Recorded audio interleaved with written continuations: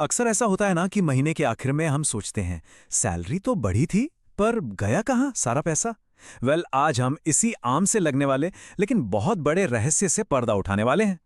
कभी ऐसा फील हुआ है कि अरे वाह प्रमोशन हुआ, सैलरी बढ़ी, लेकिन फिर भी महीने के अंत में हालत वही, जेब खाली की खाली। अगर इसका जवाब हाँ है तो यकीन मानिए ये सिर्फ आपकी कहानी नहीं है, ये एक बहुत ही कॉमन प्रॉब्लम है और आज हम इसकी जड़ तक पहुंचेंगे। तो इस अदृश्य चोर का नाम क्या है? इसका नाम है लाइफस्टाइल इन्फ्लेशन। सुनने में थोड़ा भारी शब्द लगता है ना? पर यह वो फाइनेंशियल जाल है जो चुपके से हमारी बढ़ी हुई कमाई को निगल जाता है। चलिए समझते हैं कि यह आखिर है क्या भला। बहुत सीधे साधे शब्दों में कहें तो जैसे जैसे हमारी इनकम बढ़ती है, हमारे खर्चे भी उसी स्पीड से या कभी-कभी तो उससे भी तेजी से बढ़ जाते हैं। जो चीज़ें पहले हमें एक लग्जरी लगती थीं, मतलब एक शौक की चीज़, वो धीरे धीरे हमारी ज़रूरत बन जाती हैं। और मज़े की बात यह है कि हमें इसका एहसास तक नहीं होता। अब जरा यहां देखिए ये बदलाव कैसे हमारी जिंदगी में चुपके से आता है। सैलरी बढ़ने से पहले हो सकता है पुराने फोन से काम बढ़िया चल रहा था, लेकिन अब तो लेटेस्ट मॉडल ही चाहिए। पहले ज्यादातर घर पे ही खाना बनता था, अब हफ्ते में कई बार बाहर खाना तो नॉर्मल सी बात हो गई है। और वो छोटा सा अपार्टमेंट अब वो एक बड़े और महंगे अपार्टमेंट में बदल गया है। हमें लगता तो यही है कि ये सब छोटे छोटे अपग्रेड्स हैं, लेकिन असल में ये सब मिलकर एक बहुत बड़ा फाइनेंशियल बोझ बन जाते हैं। तो सवाल ये उठता है कि आखिर लोग ऐसा करते ही क्यों हैं? क्या ये सिर्फ फिजूल खर्ची है या इसके पीछे कोई गहरी साइकोलॉजिकल वजह छिपी है? चलिए इसी का पता लगाते हैं। इसके पीछे ना कई कारण हैं। सबसे पहला तो है सोशल प्रेशर, मतलब अपने दोस्तों, अपने साथ काम करने वालों जैसा लाइफस्टाइल मेंटेन करने की चाहत।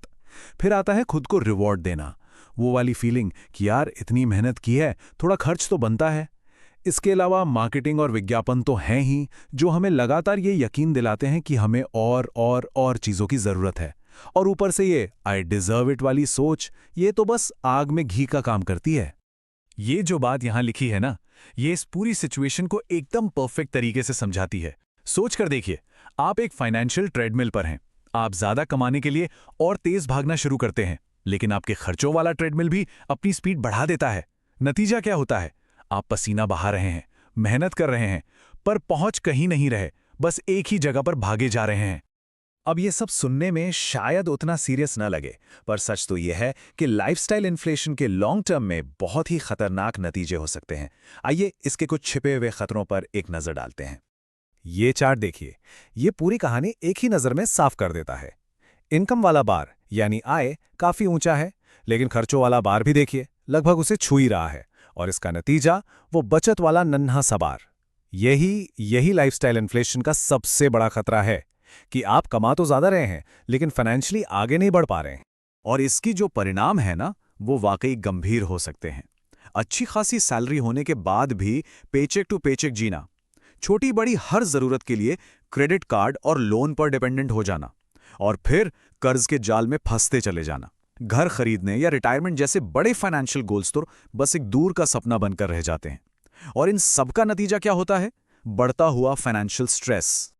लेकिन यहां एक अच्छी खबर भी है, इस फाइनेंशियल ट्रेडमिल से उतरा जा सकता है। और यकीन मानिए ये उतना भी मुश्किल नहीं है, बस जरूरत है थोड़ी सी अवेयरनेस और थोड़े से डिसिप्लिन की। तो चलिए कुछ बहुत ही असरदार तरीकों पर नजर डालते हैं, ठीक है? तो इससे बचने के लिए 5 सिंपल स्टेप्स हैं। पहला और सबसे जरूरी, पे योरसेल्फ फर्स्ट, मतलब सैलरी आते ही सबसे पहले एक हिस्सा बचा लो, उसके बाद खर्च करो। दूसरा, एक बजट बनाओ और उसे फॉलो करो, इससे पता रहेगा कि पैसा आखिर जा कहां रहा है। तीसरा, कोई भी बड़ी खरीदारी करने से पहले 30 दिन का रूल अपनाओ, इससे अचानक होने वाले फालतू खर्चों से बच जाओगे। चौथा, अपने फाइनेंशियल गोल्स को प्रायोरिटी दो, हमेशा खुद से पूछो, नया फोन ज्यादा जरूरी है या आने वाले कल की सिक्योरिटी। और पांचवा, जो कि सबसे पावरफुल है, जब भी सैलरी बढ़े उस बढ़त का कम से कम 50% हिस्सा ऑटोमेटिकली सेव या इन्वेस्ट कर दो, इससे पहले कि उसे खर्च करने का मन भी करे।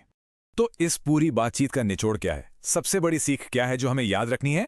तो देखिए, सबसे जरूरी बात यह है कि सिर्फ ज्यादा कमाना काफी नहीं होता। असली फाइनेंशियल फ्रीडम तब मिलती है जब बढ़ी हुई इनकम को लाइफस्टाइल अपग्रेड करने में नहीं, बल्कि वेल्थ बनाने में लगाया जाए। अपनी इनकम को अपने सपनों तक पहुंचने का एक टूल बनाइए, अपने ऊपर एक बोझ नहीं। तो आखिर में सवाल यह है, अगली बार जब सैलरी बढ़ेगी तो उसका भविष्य क्या होगा? क्या वो पैसा भी लाइफस्टाइल इन्फ्लेशन के भंवर में गुम हो जाएगा या फिर वो आपके सपनों की तरफ एक मजबूत कदम बनेगा? फैसला आपका है।